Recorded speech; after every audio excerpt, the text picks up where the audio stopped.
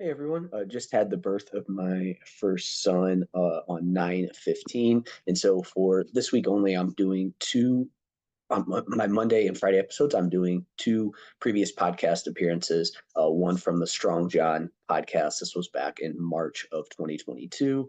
I really enjoyed this episode and it did really well. So I wanted to reshare it. Again, some of the stuff in here may be a little outdated, but for the most part, the principles are the same. So go and enjoy this one. And then the second episode, which will be out on Friday, that will be episode 499 will be the one with the Wits and Weights podcast. Philip Pape is the host of that. Great podcast as well. So make sure you give both of these podcasts a follow. And then I will have my normal guest podcast on Wednesday. So episode 498 will be the normal guest podcast.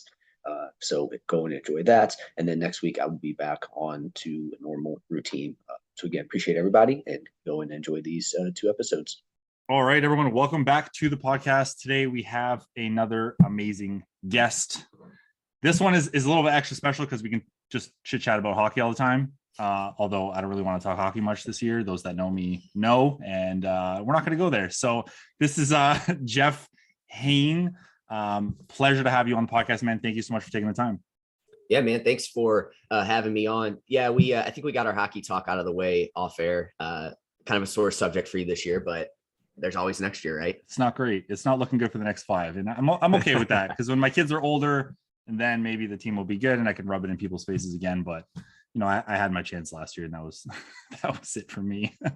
Yeah, kind of like we said off air, it's like it's fun to get there, but then if you lose, it's like, oh man, that freaking sucks. Because like the Cardinals for baseball have been in the World Series a couple times and lost, and those always I feel like hurt a ton when they get there and lose. So yeah. But yeah, man, hopefully things turn around. I feel like with the rebuild, it does take time, and hopefully you can get some luck thrown in there as well. But yeah, nice. Absolutely. Yeah, man. So for those that don't know you, they need to get to know you ASAP because you're an incredible coach. You know your stuff big time. Just let everyone know kind of your introduction, what got you into fitness, and you can go as deep in the background as you want. Cool. Yeah. First of all, I appreciate that, man. And again, thanks for having me on. I had you on, I think it was a couple months ago, maybe a little bit longer than that. And it was a great episode. So yeah, I'm excited to get on here. So again, thanks for having me on. So as far as like my background goes, so I think it's the typical guy that, I played sports in high school, did that, we had a workout, and I always enjoyed sports, love sports. Obviously we talked about hockey. And so when I had to work out for sports, I freaking hated it. Like I hated doing the workouts. I would skip them and I just didn't enjoy it. And I think part of it was because I felt like it was, like I was more forced than anything, but I did start to kind of enjoy it, towards the end. Like me and my buddy, we would always, during our like high school class, we would always do like squats and curls. It was like the weirdest combination. That was like our two things were like squats and curls. And so I did start to kind of like the weight training aspect of it. And then when I got done with sports, I didn't play in college or anything. I did play college roller hockey for our like junior college team here. So like, but again, you could imagine how serious that was. It was basically like we'd have like games on like, it was like one week in a month. So you play like 4 games and like local colleges around here. It was fun, but anyways, that's kind of as far as my college sports went. But basically from there, I remember I joined a gym. And then when I joined that gym in college, I basically I always had to go with somebody. Like I hated going to the gym by myself. I always felt like I needed to go with somebody.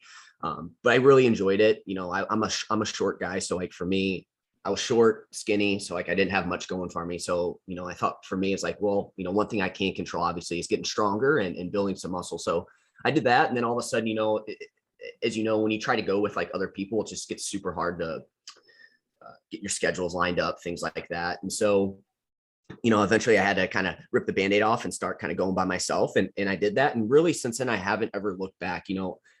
For whatever reason, for me, working out's just always been something that's, again, it gave me confidence, and I just really enjoyed it. I don't know. It's hard to describe. I'm sure you feel the same way. It's like just really hard to describe like that feeling you get, but I just always have loved working out. And for me, it's just like, this is what I do. But anyways, like from there, my goal was to, again, like I said, get bigger. So I did that. I definitely got to the point where like, I overdid it. I probably gained too much weight. It's just like, I would see people that had been training for years And, I was like, I want to look like them. I want to look just like them. And so I would, try to rush the process and, do things that probably weren't sustainable or best for me in the long term. And some of those things would be, think I needed to train 7 days a week, not taking any rest days, always pushing it, never really taking the time to actually like try to like rest or recover. And so, and then, like I said, I also tried to do it where like I just was eating. Like I remember my goal was like, I want to get to like 190. So I'm 5'7" ish. I tell people 5'7", I'm probably closer to 5'6", but whatever, I'll just say 5'7". Okay, we'll take it. Yeah. And so, 190 for me is, pretty, like that's a good amount of weight for somebody that short. And so like, I remember in college, towards the end of my college career, I just tried to push it. And I definitely saw size, but then I was definitely like, man, I definitely did this too far, So, so I took it too far, as well. But from there, again, I just always like kept training though. Like I always just made sure that, I was consistent and got in there. Obviously my practices weren't the greatest. And then when I got done with college, I didn't really know what the hell I wanted to do. And so I actually got a job as like assistant general manager at a gym. And so really with that job, I was like more so like the assistant manager selling memberships and like taking care of the gym. It wasn't like training or anything like that. Mm-hmm. And I enjoyed it. It was a good thing for me. Again, I was able to continue to train suboptimally, but I was able to train as much as I wanted, because I was in the gym.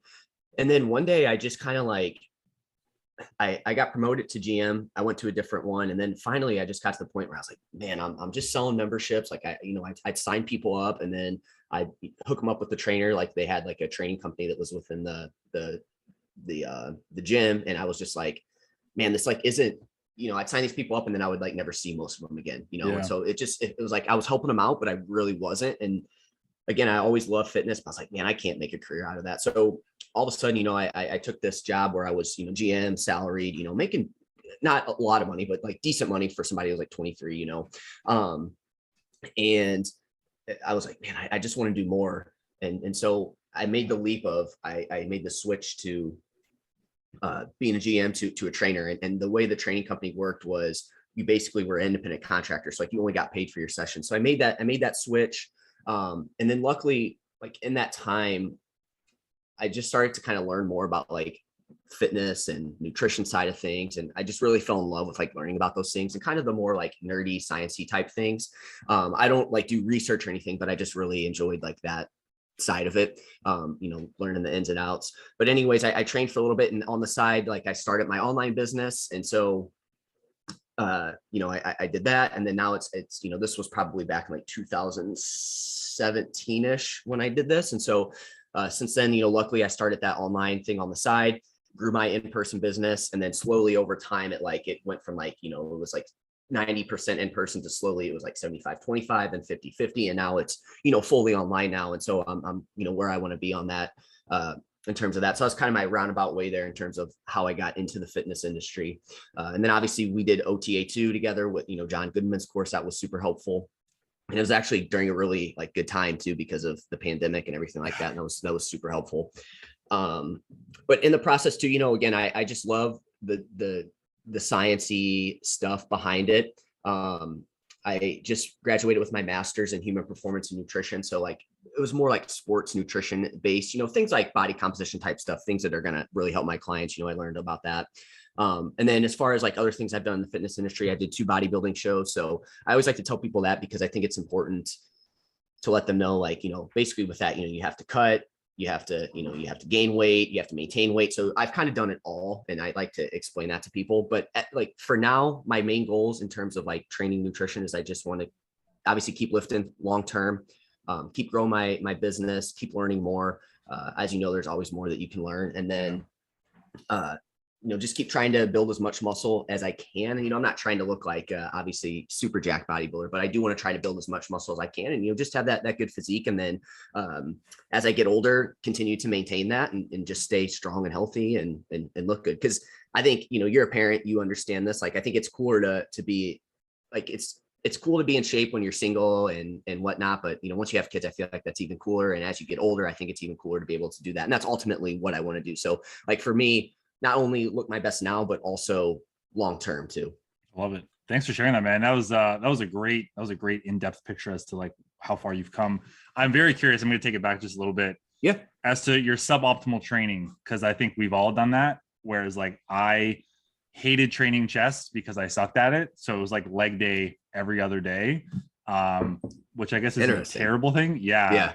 And then I trained, like as I got older, I trained arms way too much. So everyone's like, oh, your arms. I'm like, I overtrained them for like 2 years straight when I was like 19 years old. There's no secrets other than that. I actually really don't like training arms much anymore, if you can believe it. But I'd love to know like how you learned to work out, or like, did your like gym partner help you out? Were you watching any YouTube videos or reading things? Like, what was your kind of source of info before you dove into personal training and stuff like that?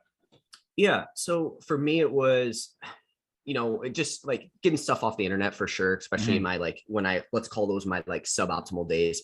But, like I said, I wasn't, that worked for me because, anything you really do like in the beginning is going to work until it doesn't. And so, you can get away with a lot of things, but again, I talk about the long-term sustainability of it. And that to me is more important. And that's something that I think is, stuff that I've learned more about. But as far as that goes, again, just talking to other people in the gym, like just talking to people that, other guys that lift it, and this is where I'm sure that probably is where some of the poor training methods came into play, is because you know how it is when you just listen to random people at the gym. It's who knows what, you don't know what the hell you're going to hear. You know what I mean? Like, yeah, it's talking to the biggest dude in the gym. Yeah. And for people listening, like, it's good to listen to those people because they obviously have put in the time, right? Like they have put in the time, and they probably know what they're doing a little bit. But when it comes to like building muscle too, there's a very large genetic component. So you always have to be careful with like talking to like the most jacked dude in the gym, and that being the reason why you're going to like get training advice from him, just because they can technically get away with like suboptimal or just stuff that's obviously just stuff that worked for them. You know what I mean? Like, for example, you talk about legs, and this was one of the mistakes I made years ago, is I hated training legs. So, it was like, you know what? I don't really feel like going to the gym today, but I do want to lift. So I'm just going to do upper body. I can do legs. I did legs 2 weeks ago. I'm good. And so that was, one of them. But for example, like myself at this point now, come to find out, as you like kind of dial in your training, you learn like what works for you, and like you kind of see how different body parts respond to training. And for me, I'm lucky in that my legs are like super responsive to building muscle. Like literally, I swear to you, man, I could do like 2 or 3 sets a week of quads, and I probably at the very least will maintain, but they'll just keep growing. Like for me, just whatever reason, my quads are just like, that's like my part that just grows super quick. And so like, the advice that I'm going to give somebody isn't going to be the same as, somebody that has legs that don't grow as much. Right. So just kind of an example there on that. But anyways, as far as what I learned, so that, and then I did grab a trainer at one point when like, I just was having like some, like, again, I felt like I was stuck. And then I also just was like kind of having some shoulder pain. And again, I just didn't feel like I was going anywhere. Like I loved working out, but it just literally felt like I wasn't like nothing was going anywhere. You know what I mean? It just felt stuck. So I did grab a trainer, and he really helped me work on like incorporating more compound lifts, and just incorporating other things. And from him, I did learn a lot. And he kind of was the one that inspired me to really want to learn more. And then from there, it was just, I got lucky, and I just started kind of seeking that knowledge out. And I wanted it to be, just because I know like the perception of people in the fitness industry is like, oh, we're just kind of, there's a lot of slime in the industry. Right. And I think that translates to everybody. So like for me, it was always like, I want to make sure that I'm not just like, I want people to know I'm not just doing this just to like make quick buck, or, I want to make sure like the information I'm putting out is like quality information. So that way, if anyone's ever like, if I'm posting things on social media, like I want them to know that it's not just something that I'm just like, making up as I go. Like it's something that's actually there's stuff behind it. Right. Which you have to be careful with that in the fitness industry, as you know, because some of that stuff is, either cherry picked, or just like, again, people are just making stuff up because of what they heard from the guy at the gym.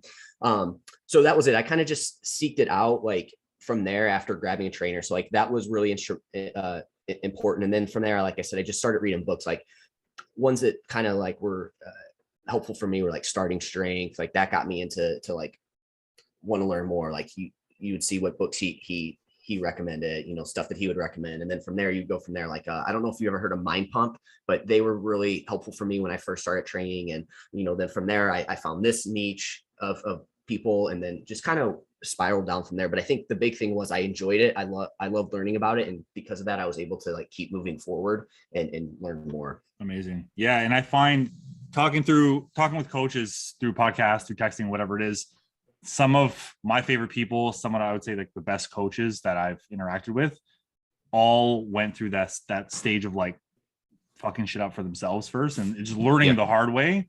And then they have this transition of like, well, I learned the hard way and I want to help people avoid doing that. And that's exactly what you're describing to me. That's what I went through. Like I went through the whole clean eating BS and binge eating and crash dieting, and it never worked. And then once I found what worked, I'm like, I need to share this with as many people as I can and just transform people's way of thinking. I think that plays a major, major part. So, I mean, my main question is to you is what made that shift of like, I want to help people get in shape? Because you're saying you're doing okay, you're lifting, you're the GM, but what made you be like, I want to train people, like I want to get out there and help them?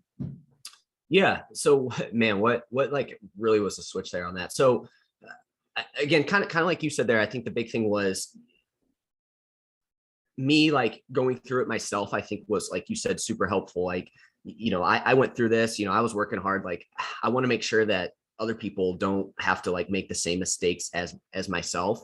And then too, when I would sign people up, it was like, they were like super excited about getting started and signing up. And then like, you just wouldn't see those people again. And I was just like, man, there's gotta be something here where it's like, you would sit, because like the way that this gym had it set up is you wouldn't just like be like, okay, you want to sign up, cool, just here's the membership. This is what it is. Like they did want you to dig a little bit deeper, which was cool, right? Now some people obviously didn't want to do that, but you would sit down with some of these people that you could just tell they did want to do it. But then, as you know, man, it's like you either find stuff on the internet or you just think that it's like in your head you want to do it, but it's not that easy, right? Like even though you do want to do it, like there's some things that like, you could do things like, for example, and this is something that we'll talk about with like the transformation stuff, like, people think that they have to like completely change. Like you do need to make a change, obviously, but people think that they have to like make these huge changes and like, just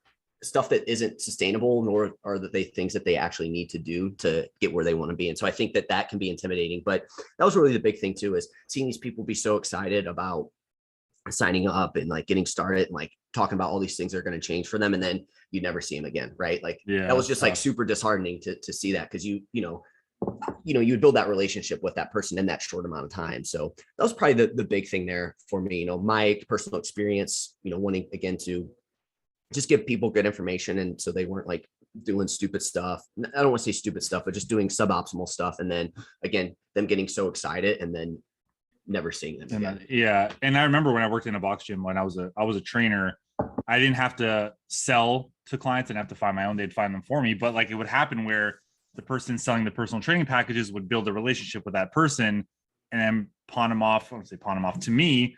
And then sometimes people they're disappointed because they wanted to work with that person. And not that they didn't like me, whatever, but it'd be create this weird relationship where it's like, I know a little bit of this person based on what I was told, instead of now for the past few years, it's like you build a relationship with the clients, whether they want to sign on or not. So it's a big, big difference maker. And, and you can discuss it further too, if you want, is just the emotions attached to everything when it comes to fitness and nutrition, and like what people want to achieve plays such a big role, where they'll talk themselves out of it because they think they've done it before and it's not for them, or they have these like really just extreme things that they think they have to do based on, previous experience, previous knowledge.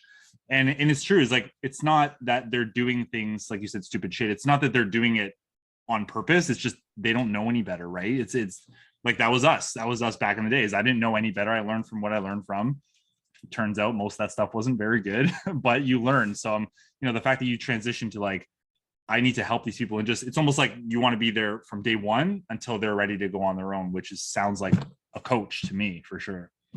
Yeah, that was, and it was similar to, that situation too, where like, it was, I would sign them up and then there would be like a group of trainers. And then too, the downside with that is like, now it was nice to like, and they wouldn't always sign up with trainers either. Right. But when they would, it's like, you also didn't know how that particular trainer was, or like what their methods were, what they did. And again, this was before I really like got into like learning more about like fitness, nutrition, just like the ins and outs, like personal training, things like that. And you would just kind of go off of like what other people would say, or like sometimes, you know, how like some trainers are like, they just portray themselves as like, they're just amazing. And it's like, looking back, I'm like, damn, there was a lot of trainers there that I was just like, I don't know, you know what I mean? So you also have that as well, where it's like, you don't really know, like, and maybe they are good, but then, you know, there's people that know what they're doing, but they also are not a good coach at the same time, too, you know? So all those things are important as well in that. You decided to take it in your own hands, and here you are. Was it 4 years later? I think it was 2017 when I did it. I remember too, this is a funny story. This will help people out. And I kind of wrote a blog on this. So, and I'll tell people like where they can find that, but it was an interesting situation. So the company I work for, the gym, they obviously had like their employees, but then the training company that was in the gym they were independent contractors. So it was like a separate company in a way, but they were subcontracted. Right. So when I decided I was going to make that switch to training from the GM to training, there was this big ordeal where they're like, the gym didn't want their GMs like moving over, right? Like I was like the first one to ever like do that. And they were just like, why would this guy want to go from a salary commission to just being a trainer? And like, I think they kind of used me as a, like an example where they were like, well, you can't train for 3 months. So like, I literally went from a GM salary, you know, and I'm 20, I think I was 25 at the time when this happened. Okay. Luckily I lived with my parents, so I didn't have that, but still, man, I still had bills to pay, you know, even though I lived with my parents, like I still had bills to pay. And they told me I can't train for 3 months. Wow. And so I didn't get to train for 3 months. Right. So this was before I even started training, man. And so, as you know, like when you're trying to train, when you train people, like you can learn as much as you want in a book. Like you can study your NASM, but it's like, you don't learn shit until you actually work with people. You know what I mean? You don't learn, you can apply whatever you want, but like you have to actually work with people to get that experience. So, you know, I'm sitting here for 3 months and mind you, I did that in December. And so they didn't let me start training till March. So it's like, I missed the busy season too, you know? Wow. Anyway, so I'm just sitting there, man, just like, you know, I don't have any income coming in, and I'm just like, oh crap, what did I do? And I remember, man, that first week where I finally was able to start training people, you know, I don't have any clients, and you don't make money until you actually get paying clients. So dude, it was like 3 months without a paycheck. Luckily I had just enough in my savings to make it through. Again, living at home obviously helped. And then that first 2 weeks, man, I probably put in, dude, I probably put in, you know, 40, 60 hours per week. And that first paycheck, I got like $215. And I'm just like, holy shit. I'm just like, dude, what am I going to do? You know, like, I was like, there was many times, and I make this a point in that blog. There was many times where I was like, I don't know why I'm doing this. Like, what did I do? But for whatever reason, I just kind of just kept like having that faith that it was going to work out. And it, so far, you know, it has. Obviously, you know, there's always room to grow, but so far it has. And so it's kind of a weird experience, but I left that out earlier, but I feel like that's kind of an important piece. That's intense, man. Holy cow. Yeah. I mean, I feel for you, man. Like personal training is great. Like there are a lot of positives to it. I do sometimes miss being on the gym floor with people, but at the same time, especially where I am now, like 2 kids and in a busy household, it's like my time is the most valuable thing in a way. Yeah. And then maybe down the road, like I've always teased my wife that like, maybe I'll like purchase a little studio here and just train people like one-on-one for a couple hours in the middle of the day when the kids are away. Right. But for right now, it's building the online side of things. And I get still, you're still helping people, which is great. In the reach too, you know, I mean, the reach that you can, that you have online is, you just can help more people, you know what I mean? And again, I think there's, in the day and age we live now and the technology we have, we're able to make this process just as good, if not better, online than we can in person too. So it's super cool. And I'm thankful, you know, for the time that we are in right now to be able to do this. So I love it. Yeah. It's a great way to look at it. It's true. Cause I think I did a count last year, like how many states I coach people in. It's kind of wild, like Alaska, Pennsylvania, Arizona, and a few others. I'm like, this is kind of nuts, dude. Like, cause normally it's just everyone here in Canada and Ontario. But it's crazy. No one in Missouri yet, but I'll get there. For sure. Well, most people in Missouri don't work out, man. So good luck. I'm just kidding. I'm totally kidding. Fair enough. I can't hate on my my home state like that. That's okay. We'll let it slide on this one. But yeah, I really want to dive into what I'll call, I guess, the science behind body transformations. And, you know, I love that you put out a lot of long form content. You put out a lot of content, and it's great stuff too. It's not like you're just putting up just to put up. It's like you put the work in. So if you can take control of this show from here on out, is like, what do you kind of tell people who are like, I want to transform, right? I want to lose fat. I want to build muscle. I want to just completely change my physique long term. Could you walk us through your process for people, or how you would approach it? Yeah. So, and first, again, thanks for that, man. I really appreciate that. I definitely don't have short content. It's definitely longer. I've been told by some people where it's like, hey, you need to make it shorter. And I'm like, I know, but it's, I just like to give as much information as I can. So I'm trying to work on like finding the best way to, I'm just trying to find that happy medium anyways. So, so like basically transformation. So I made a post on this. I think it was like yesterday or the day before about like transformation. So I think first maybe like what exactly is a transformation? And I don't really have a good answer, but I did kind of want to say what I personally think it is. And again, we're talking like body transformation here. Like this isn't like a whole person transformation, but like body transformation, I think it's just somebody that wants to make like a substantial change to their look. I imagine this person kind of being somebody that like, they haven't necessarily like worked out all the time, but they just like, they can or can't like have ever worked out. It doesn't matter, but they just probably have like low amounts of muscle, higher levels of body fat. They're just not happy with the way they look. They want to kind of change that their physique and weight, right? I would say that's probably what a transformation is. Would you agree with that, or would you have anything that you would add to that in terms of like what a transformation is to you, like a body transformation? That's that sounds about right. It's I mean, transformation too, there's a huge mental component. So I mean, that does play a major role, but yeah, it's shedding some body fat, put on some muscle, and achieving a physique or a look for that person for sure. Yeah. And so how I want to take this is I'll go over more like the training, like nutrition side of stuff. And then I do want to finish with the mental side, because as you mentioned, I do think that is probably underlooked a lot of the times when it comes to this stuff. And it is so important, but it's like, it's just one of those things. It's kind of like sleep, where it's just like, yeah, I know, but it's like, I know, but it is actually really important. Or people just think like mental stuff's kind of like foo-foo, and that's fine. But again, you realize like how important it is. So what I wanted to do is like talk about maybe some mistakes, but then also like what you can do to fix those. So, and this is in no like particular order or anything like that, but one of the big mistakes I think people make is they, when they are trying to make a transformation, is they don't do as much like resistance training as they should. They do little to no resistance training.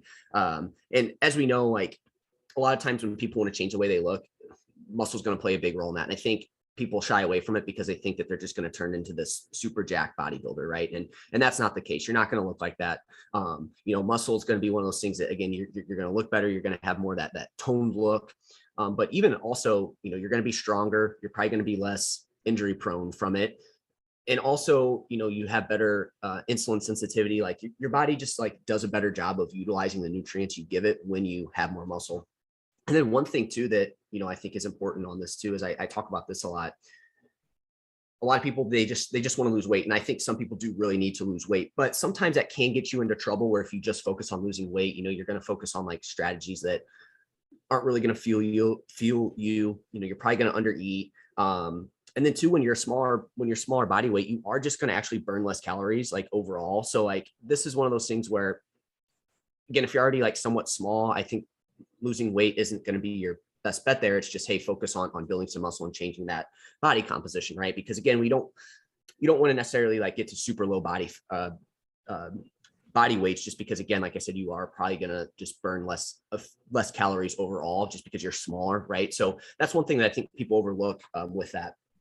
And because of that, they focus too much on the scale, but that's a different topic anyways. But resistance training, again, people don't focus on that enough. And the cool thing with this is, as you know, man, you don't have to do 6-7 days a week of resistance training. If you're somebody, it kind of depends where you're at. Like, for example, if you're somebody that doesn't resistance train at all, I mean, you literally could get away with like probably going twice a week and you're going to be more than fine, right? If you're somebody who does enjoy lifting, you already kind of go now, maybe your training is just like suboptimal or something, 3, 4, 5 days is perfect too. So again, you don't have to like do it for long periods of time, right?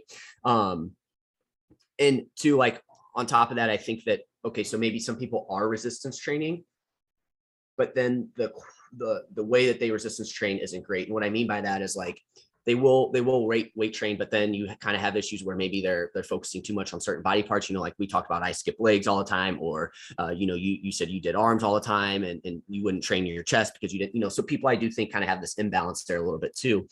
But also when I say quality of workouts, I think people, when they get into weight training, they think that they're like, cool, I'm weight training, but now they turn it into this like circuit type training, like super high intensity, and they just try to like burn as many calories as they can when they weight train. So I think people focus too much on quantity of stuff like exercises, sets, whatever, when really we want to focus on that quality. And what I mean by that is, I think, and I do this sometimes too, where I'll be in the middle of a set, like a resistance training set, like when I'm, and I'm thinking about the next set or the next exercise I'm going to do, when it's like, no, you need to focus on that set here and there, right? Like make sure that set is challenging. Because what happens when you're focusing on other stuff is, I feel like, your quality goes down. You're probably just going to try to fly through it. Your form's going to break down. So, work on that quality too. Like it's not all about how much you're doing. It's about, improving that quality as well.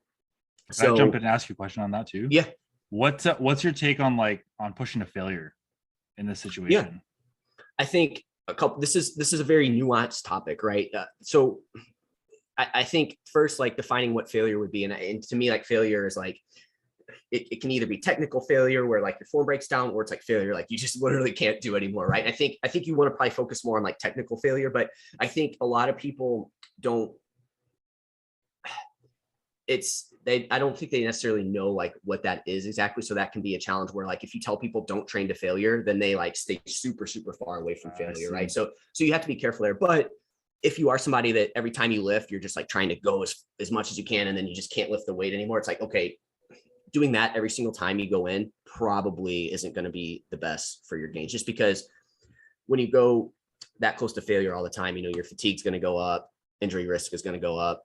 And so what you're going to feel there is, these are going to be your people that, you talk to at the gym that are like, oh man, I haven't been able to train for 2 weeks because I'm injured, or, they train hard for like 6 weeks and then they are burnt out. So then they don't go for like 3 weeks, those are the types of people that you're going to see like doing that. So again, with failure, you just want to be strategic about it. And I don't think you should go to failure every time, but I think it's nice to go there every once in a while, so you kind of know what it is. So with my clients, I like to do something where I tell them, hey, in the beginning of a new training phase or whatever, we're going to go, we're going to keep a few reps in the tank. And then from there, we'll build off that. And then eventually you'll get close to failure. So, using it sporadically, nice. I think is a way to go there. Yeah, absolutely. But real quick, one more thing on resistance training, again, with muscle too, like, again, it's going to help you, it's going to give you that shape, but we also talked about the caloric expenditure, how many calories you burn. You're not going to burn a lot of calories in a weight training workout, but it's muscle itself is very costly to build and maintain. So you have that as well, where you probably see your metabolism speed up slightly because of that, right? So really, this is good in today's world because of all the tasty foods around. So we need to work with our body rather than against it. So again, to sum that one up, a lot of people they don't focus enough on resistance training, and then to go a little bit further than that, the quality, they focus maybe a little bit too much on quantity over quality in those resistance training sessions. So you're saying I shouldn't be doing 40 set workouts or anything like that, like my 19-year-old self would do? Exactly. And here's the thing, man. So you say that, and with that, it's like, okay, maybe for some people that is good, but what that tells me though is if you can get up to 40 sets on something, I'm automatically going to kind of, and somebody I look up to in the fitness industry, his name's James Hoffman. He works for Renaissance Periodization. He gives him his skeptic eyebrow raise when he hears something like that, because it's like, okay, if you can do that much, maybe you can, like maybe that particular body part can go that high, but what's your quality look like? I guarantee you your quality is probably not there if you're able to go that high. Like you could probably get away with doing a lot less if we focus on that quality. So yeah, that's again where, that resistance training is important. If you're not doing anything, do that. But over time, you're going to want to dial in that quality as well. Otherwise you'll kind of be where we were at one point, where we were working hard, but just kind of spinning our wheels there. Absolutely. Well, I remember like a chest day, but I have like 7 chest exercises, and thinking back, dude, I'm like, holy smokes, man. Like, but it's either, so I think I worked hard, but at the same time, it's like the quality of repetitions weren't there, or I was thinking about all the other exercises I had to do. So I was like, well, I can't push too hard now because I still have to do this and this and this and this and flies and press and this and that. So it makes sense when you say that. And when I've seen sometimes people in like Facebook groups will like share their routine, I just look and I'm like, why? Like, why? I don't even want to spend that much time working out anymore. Like an hour and a half to 2 hour leg day. I'm like, that doesn't sound fun at all. I like to walk. I like to be able to sit down comfortably. But yeah, you make a really good point there for sure.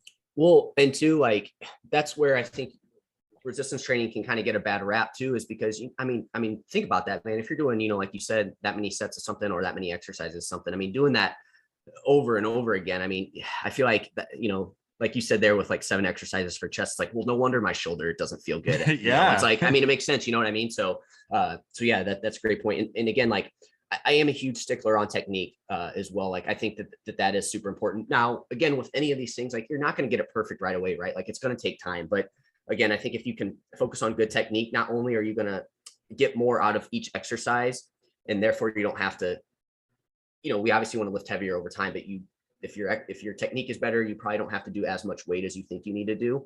But also long-term too, right? And I talked about the long-term sustainability. Like we also need to be thinking about how this is going to affect us like in the future as well, because yeah, it's cool if you can like train hard for 2 years, but the thing with muscle is it's kind of like a suntan where like you don't want to do too much at first, but you want to ease your way into it. But in order to keep it, you have to keep applying that stimulus to it, right? You know what I mean? So it's like, if you can work out for 2 years, cool, but you got to make sure you can do it long term, because once you stop doing it, your body's going to be like, well, again, like I said, it's very costly to build and to maintain. So your body views it as kind of a what's the word I'm looking for here? It views it as like a luxury item, basically. And so like you have to give it reason to keep it and to build it. Yep. So I love it. That's perfect. That's a great analogy. I never thought of it like that. That's really helpful.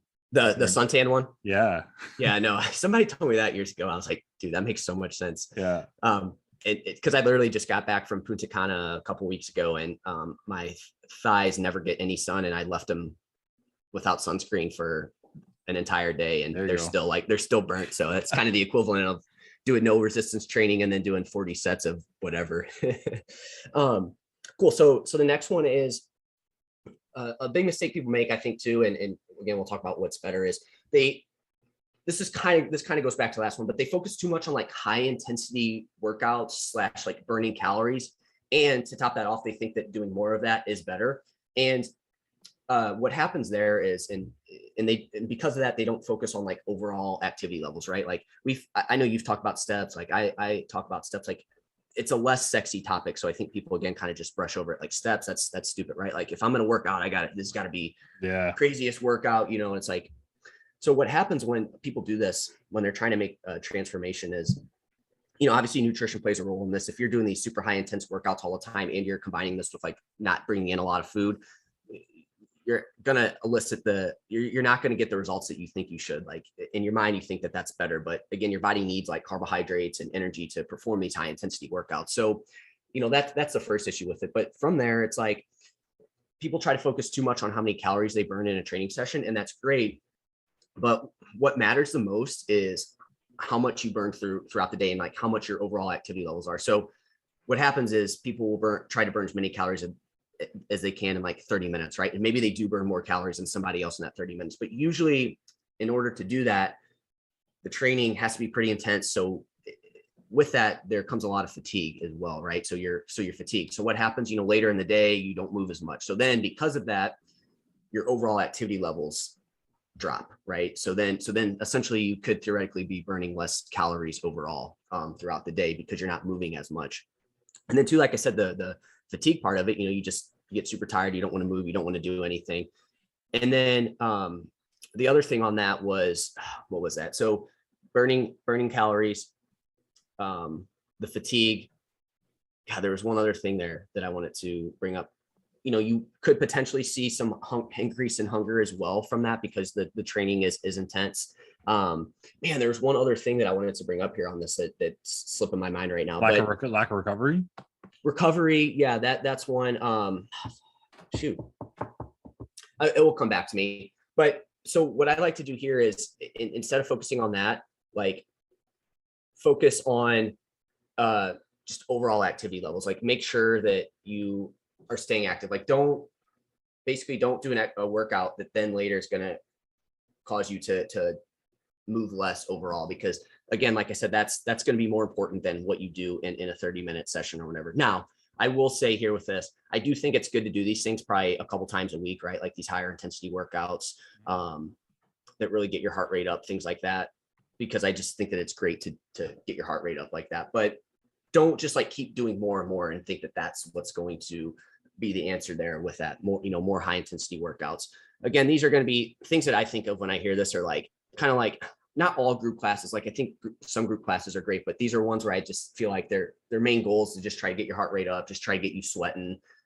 I like to call this kind of like fitness fluff, right? Where it's like, nice. Yeah, it's good, but it's like, it's not really changing your body like you think it is because of those reasons that I just mentioned. You know what I mean? But it feels hard. So it's like, oh, this must be good because it feels hard. Yeah, you know what I mean? It's like you're spinning your wheels, like you're working your ass off, but you're not really going to go anywhere just doing that. There's more to it than that. Yeah. Yeah.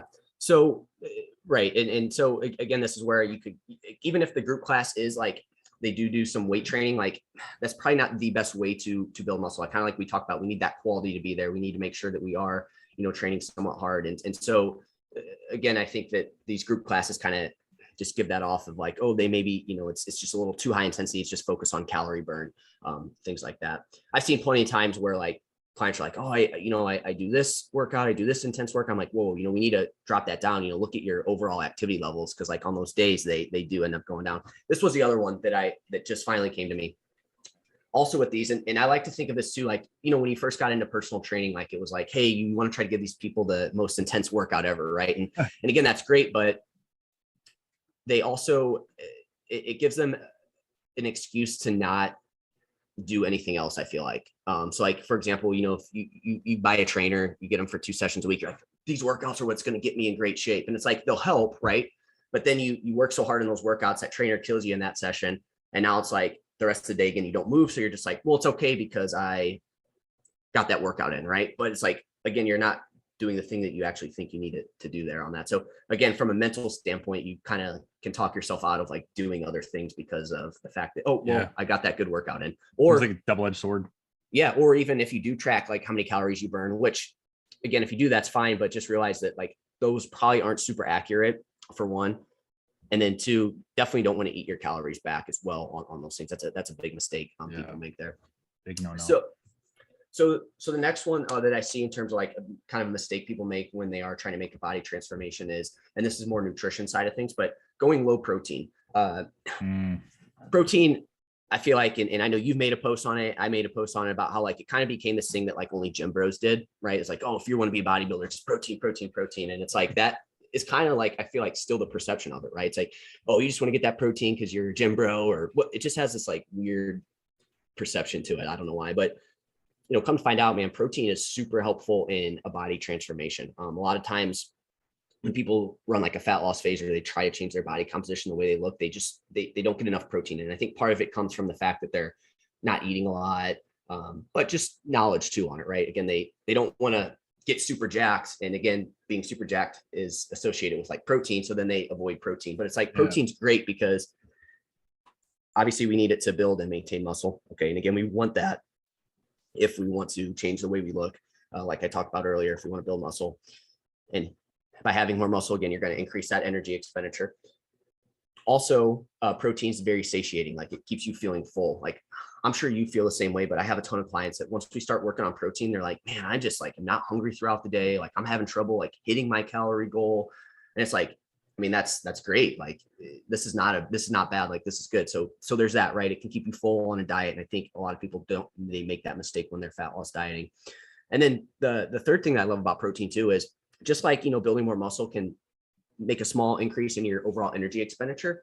Protein uses the most energy to digest and absorb. Okay. So just eating food, like burns calories. I think people think that the only way to burn calories is like through exercise, but just when you eat and digest and absorb food, that costs calories. Like you have to use energy for that. And protein, out of the three, protein, carbs, and fat, fats uses the most energy to absorb and digest. So you're going to see it. It's not a big difference, right? Like we're not talking like, hey, you're going to be able to burn 500 calories because of this. It's a small amount. I would say, I don't know the exact number on it, but I'm going to assume it's probably under 100 calories per day, maybe not even close to 100, but it is going to be something that adds up, right? All these little things are going to add up over time. So that's why I'm a big fan of protein. And so as far as like applications there with protein, the common, like, I think advice right now is like 1 gram per pound of body weight. So if you're like 150 pounds, you want to aim for about 150 grams. I would say you don't necessarily have to go that high. I think if you hit 0.6 to 0.8 per gram of pound of body weight, I think you're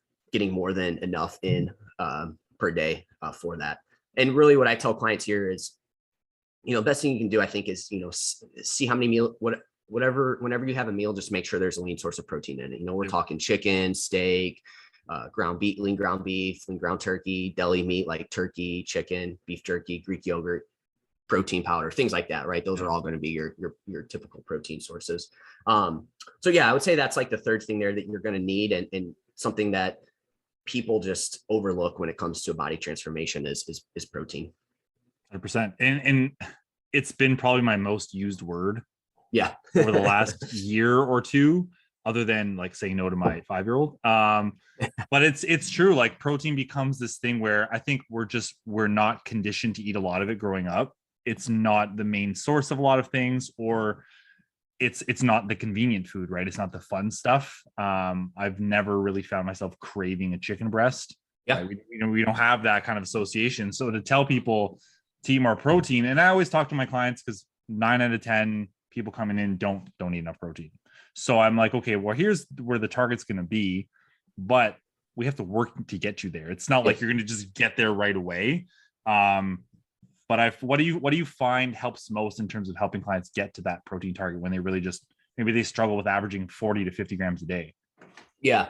Some things that we work on, again, working on, first I think it starts with having a list and then going to the grocery store and like having those things available. I think that's the first thing there. Cause like you said, man, it's super hard to get it in if you're not actively seeking it out. So it's like, what's the best thing we can do there? Well, I think planning ahead and just having it available, right? I have what I call my handy sources of protein. And those are going to be things that like I have when, let's say, for example, I wasn't able to meal prep, because again, when it comes to protein, like there's probably going to have to be some prep involved in it, because again, you have to cook it, right? Like you're not going to just grab a chicken breast from the store and then eat it, right? At least hopefully not.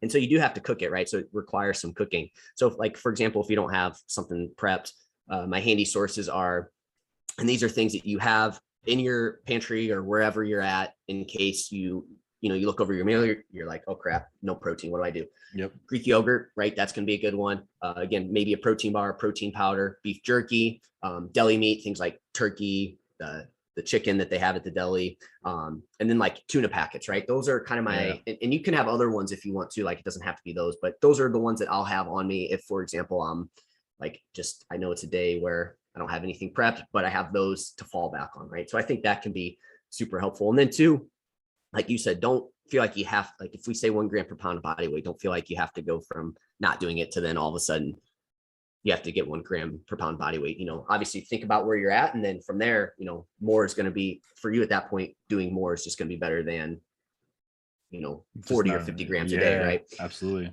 And then two, sometimes people that are overweight, say they're between like 200 and 300 pounds or whatever it may be. It doesn't matter what the exact number is.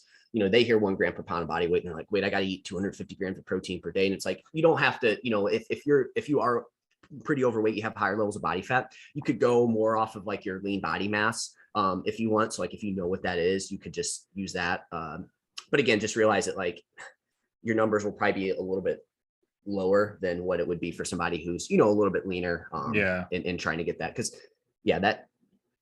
I've told people out there like, wait, so I got to get this. I'm like, you probably don't need that much protein. Yeah. Well, and the thing too is like, even if someone weighs 250 and they're eating on average 150, they're eating on average 50 grams a day. If you take them from 50 to 100 and they maintain it at 100 grams of protein, that already is going to make a huge difference for them. And then we build up from there. And like I said, you don't have to definitely get that much, especially if you're, if you have a higher levels of body fat and stuff like that.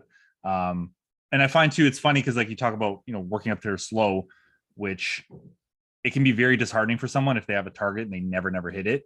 That's why we like to set the targets a little bit lower and we build up, because the mental process of things takes a huge a part of this, like body transformation. Building muscle is a slow process.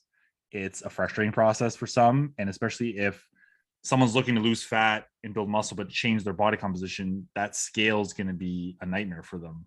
So like digging into the mental aspect of things, how do you kind of approach that with people? Yeah. So I think you're right there. It all takes time, right? So again, like you have to slow down. You can't just expect this to happen in 2 weeks. So a few things that I like is, so like there's going to be setbacks along the way, and like you're going to have bad days. Okay. So I think kind of reframing those, not necessarily as like, hey, I screwed up or whatever it may be, but like, hey, it's a bad day, tomorrow's a new day. I'm just going to move on and move forward. And two, also like, how can you learn from that process? Because I think that's important.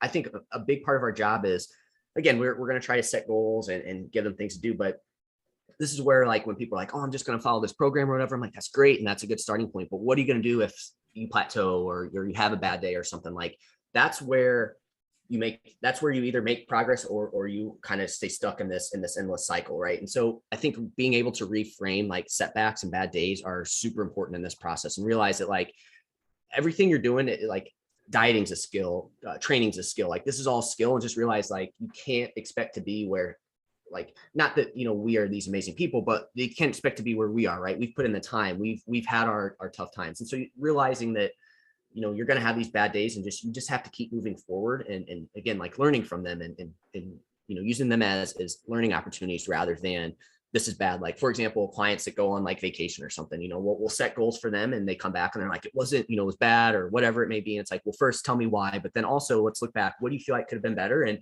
next time you go on a trip, like, what can you do better the next time you go on a trip? Because ultimately that's what's going to matter. It doesn't matter that you didn't do well on that last trip. You're going to travel again at some point. So how can we improve that the next time? Right. And so I think that's really one of the most important things that we do as coaches, is kind of reframing those setbacks and bad days, and realize that it's not the end of the thing, of whatever it may be you're trying to do. It's just, again, a plateau and move forward and learn from it. Yeah. And I think too, like, usually the setback isn't as bad as we make it out to be in our head.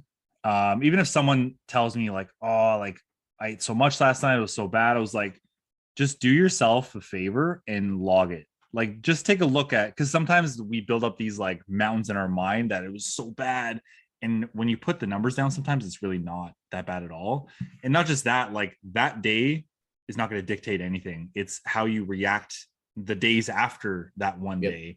Like, went out for dinner last night, went to the keg, I ordered just whatever. I talked to my coach already. So just eat. So like I can take it two ways today. I can just be like, oh, okay, yesterday I ate too much. Well, so today I'm just going to eat whatever I want. And then it just spiral into the weekend. Or I just do what I'm supposed to be doing, what I've been doing leading up to the same day. Right. It's only a setback, I think, if you let it become one.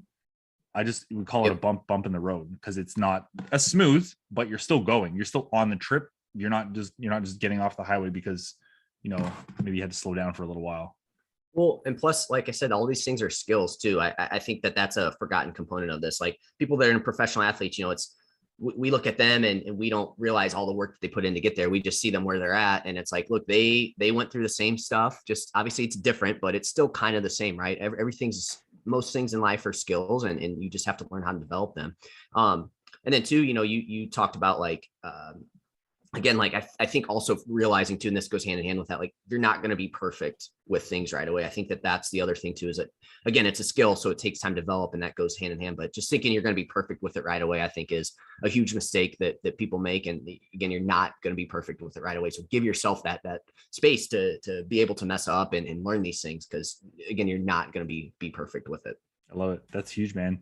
Do you have any other big pointers and strategies when it comes to body transformations? Yeah, I did want to. I don't know how much time do you have to be off at No, the top of the hour? Let's keep going now. Because I had a couple that I did want to kind of go over real quick, if you don't mind. Let's do it. And maybe we can go back to a couple mental things. But as far as like the training variable and nutrition variables go, like one mistake is not always like, or people always trying to go low calorie, or always like trying to fat loss diet. I think that that's a big mistake people try to make, just because our body is really good at adapting to what we do, right? We talked about the suntan analogy, like it adapts to that. Same thing with fat loss dieting. When you go low calorie, your body will find ways to adapt to that. And we have to think about this from like a evolutionary perspective. I always like to do this when it comes to nutrition. We evolved not having a ton of food around, right? We had to go hunt for our food. We had to get it. So we didn't always have this abundance of food that we have around now, right? So our body is really good at finding ways to conserve energy if you're not giving it enough energy. Okay. And so what happens is, people will go low calorie and, it works for a time being, and then you do it for a little bit. And then all of a sudden, you start to get super hungry. Your energy levels go down, your mood sucks, your training sucks. And then next thing you know, you're plateaued and you're like, what's going on? I'm doing what I was doing before, and now it's not working. And that's nothing wrong with you. That's just your body adapting to that, right? So a lot of times people will say their metabolism's broken, but really what that means is their metabolism has just adapted to what they have been doing, right? It's finding ways to conserve energy. For example, maybe when you go do your cardio now, maybe when you were bringing in plenty of energy, that cardio burned 100 calories, where now it may only burn 75 calories, right? So these are things that your body's doing to keep you alive. And I find it super fascinating that it does this. It's really cool. Now, some people will see more of a adaptation than others, right? So some people may see this adaptation happen super quick. Other people, they could diet for a long period of time and they don't see any adaptation. It just keeps going. That's a large genetic component to it. Obviously people that struggle with weight loss probably are the ones that don't have great genetics for weight loss. But again, there's ways around this, right? So anytime you're dieting for a while and you see things like that where hunger increases, like just realize that it's not you, it's just your body doing what it's supposed to do. And the other thing on this too is, adherence to the plan is what's going to cause you to lose body fat, right? Just finding ways to get into a energy deficit is how you're going to lose body fat. There's many different ways to do it. It doesn't have to be a certain diet protocol, just as long as you're getting that energy deficit. And the number one factor of if it's going to work or not is adherence. And as you can see, if you do this for long periods of time, your hunger's increase, your hunger goes up. So everything looks good. Everything sounds good.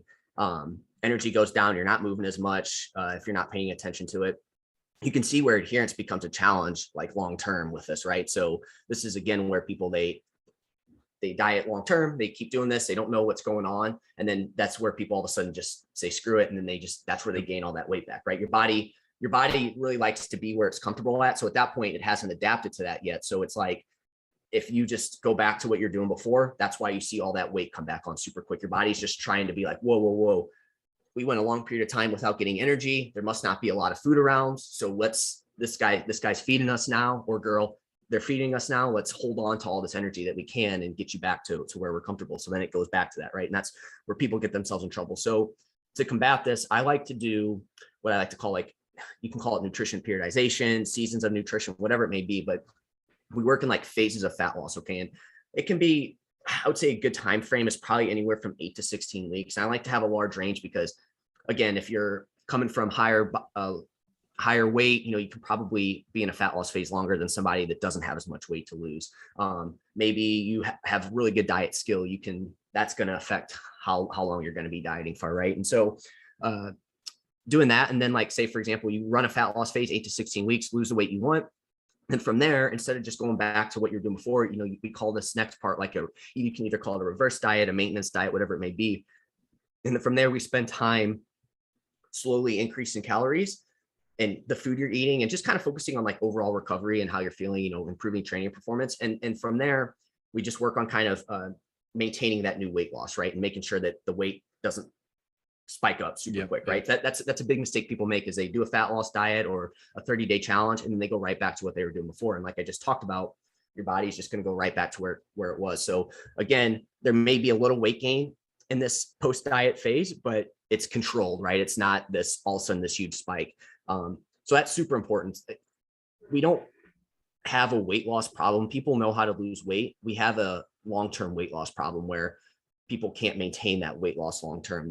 Again, it's either, and I think it goes back to the mindset of I'm either 100% on or 100% off. So I don't know if you have any questions on that or what your thoughts are. No, I love that. Yeah. I think that's the biggest issue that I've seen with people in their histories when they talk to me about it. It's like they diet for a period of time, they see some results, but they can't keep it doing it. So then they stop doing what they were doing and they go back to eating how they were eating, because they didn't really build any skills during that process. They were just cutting out foods typically.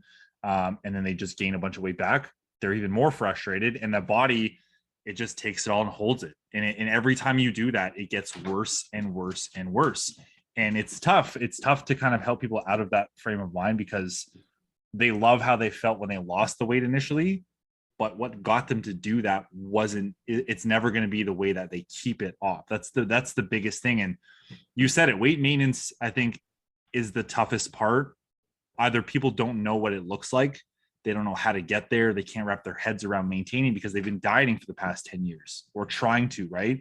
So it's this big mindset shift. And I love helping people get around that stuff, because it if you're 35, 40 years old and you've dieted a bunch of times already, you don't want to do it anymore, because it just sucks every time you try to do it. So you take this like really intensive time, 3 months, 6 months, and just really reframe how you're approaching the entire thing. So that way next year you don't have to do it anymore. You just live. And I think that's the toughest part for people. Yeah, just live. I mean, because again, like long term, we got to think long term on this. Just like with building muscle, like what you're doing in that specific time is working, but you have to be able to do this long term. So always dieting for fat loss is not going to be sustainable, not only from a mental perspective, but also just the way our body works too. It's just not going to be something that you can do long term, especially in the world we live in today, man, where it's just like you're just constantly hit your our food environment is just, it's not conducive to that type of dieting, long term. So I think it's super important to again be like, hey, look, you don't always have to be doing this. And then like you said, transitioning out of that is super important. Like you said, that's honestly probably one of my most favorite things is changing that mindset. Because again, like you said, you get in that cycle of you end up losing the same like 10 to 15 pounds every freaking time. Yep. So terrible. Yeah.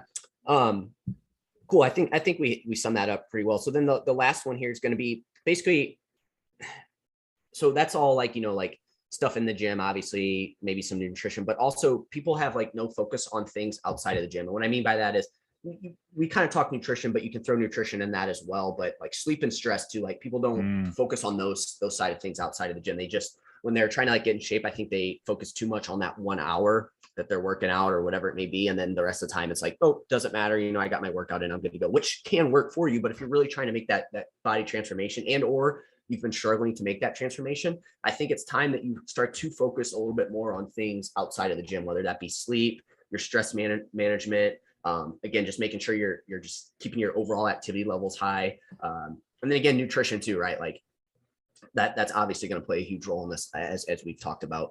But again, I think too many people don't focus on those things outside the gym. For one, sleep's going to be one of those things where I think if you constantly get bad sleep, you don't realize how much it is affecting you. But when we don't get good sleep, we don't make as good of decisions. And when we're doing that, obviously, you're probably more likely to give into cravings because, you're just mentally, you're not all there, right? Your energy levels are going to suck. You just don't feel as good. So like that just affects everything. Plus your training's going to suck. You're probably not going to want to move as much the next day.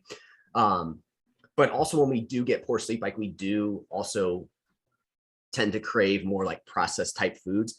And those foods aren't bad, but those types of foods are going to get you to, they're just easier to overeat, right? They're harder to regulate your appetite with it as well. So, you have to be careful with that. And then stress too. I mean, stress is one of those things where your body doesn't know the difference between training stress and like, hey, my girlfriend broke up with me, or, your son's keep saying no to you. Like your body doesn't know your body doesn't know the difference between those two. So all stress kind of falls into the same bucket. And, if we're just overly stressed, our body probably is that's going to alter the way our body handles like stress overall. And just, when we are stressed, our body's going to crave more taste for most people, right? This isn't like, hey, this is what's going to happen. But for most people, we're going to crave those tastier type foods. And again, they're harder to regulate. So, directly stress will not affect like your progress, but indirectly it can really affect a lot of things. And then obviously we know nutrition, right? Nutrition is going to play a big role in that. If you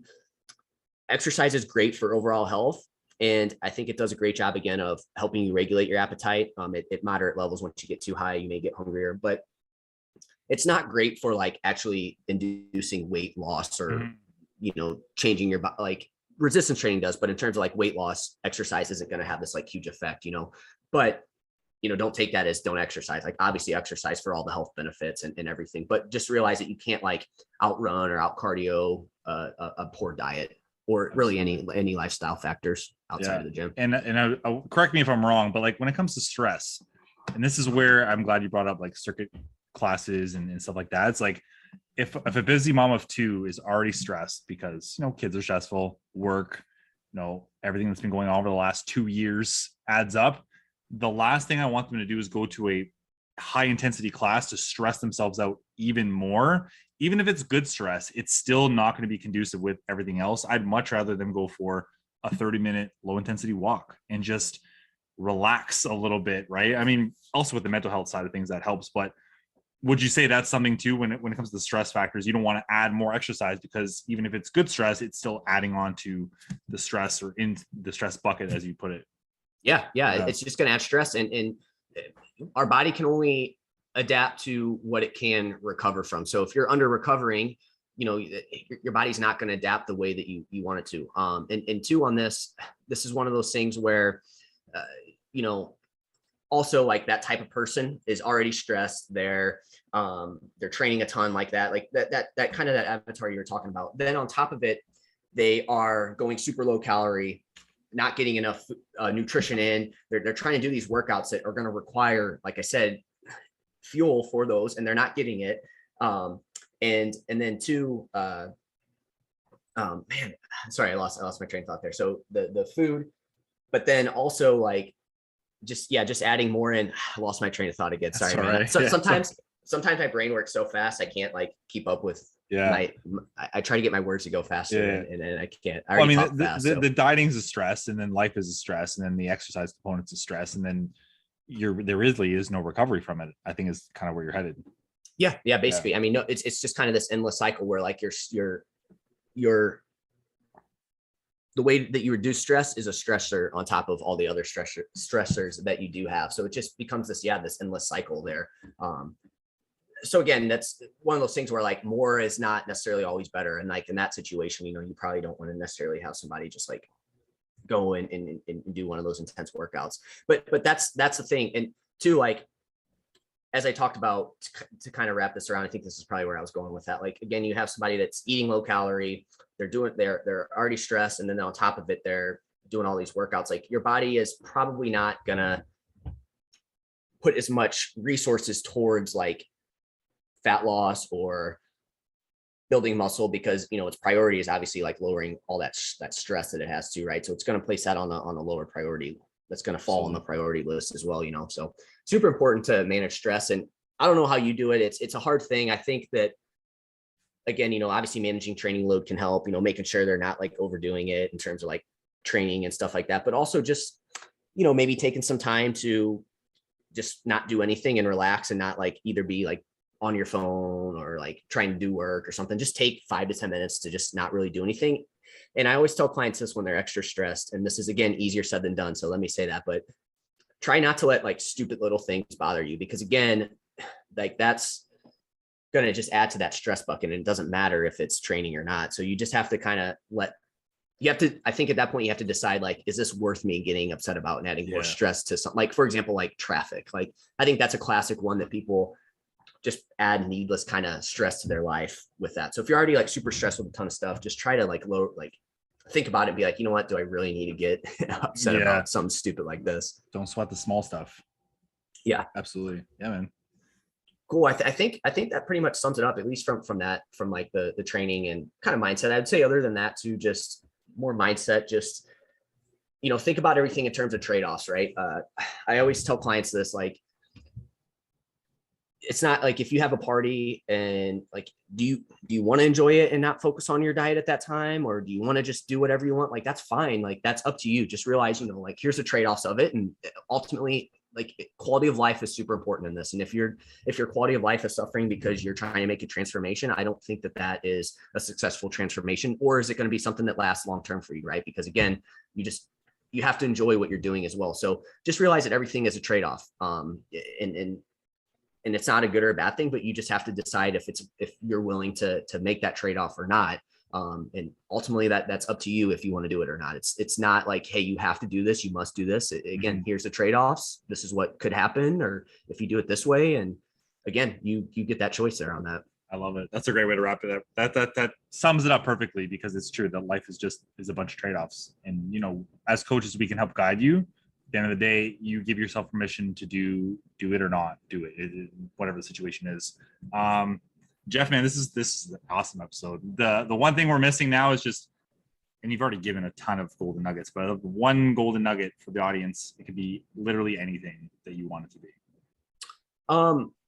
I think the goal, and this can be another mindset thing that we can add on to this. Sure. I think don't compare where you're at or your journey to somebody else's, because, you know, they have, again, to go back to the building muscle thing, genetics, right? They have completely different genetics. They have different time, like they have different time commitments than you. They have different things that they worry about. You know, you have kids. I don't have, like, just, you can't compare where somebody else is at to where you're at, and vice versa. Again, be there and help support people and along their journey, but don't feel like you need to do exactly what they're doing or be exactly where they're at, because that's them and not you. So I would say that's probably the best thing to leave. I love it.